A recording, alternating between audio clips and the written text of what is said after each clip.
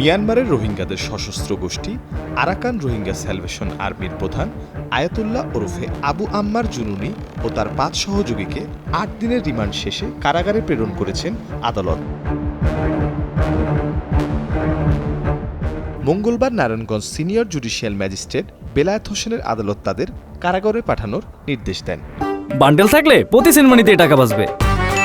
বিকাশ send money bundle কিনে জিতুন প্রতি লেনদেনে। আরসা প্রধান আয়াতুল্লাহ, তার সহযোগী মোশতাক আহমেদ, সলিমুল্লাহ, মোহাম্মদ আসমতুল্লাহ, হাসান ও মনিরুজ্জামান। বিষয়টি নিয়ে কালের কণ্ঠের সাথে কথা বলেন নারায়ণগঞ্জ আদালতের পুলিশ পরিদর্শক কাইয়ুম খান। বাংলাদেশে একজন সহ রোহিঙ্গার ৫ জন, ৬ জনকে সিদ্ধিরগঞ্জের মামলায় ৮ দিন রিমান্ড শেষে তদন্তকারী অফিসার আজকে বিন্দু আদালতে হাজির করেন। আদালত শুনানি অনুযায়ী তাদেরকে সরাসরি কারাগারে নির্দেশ দেন।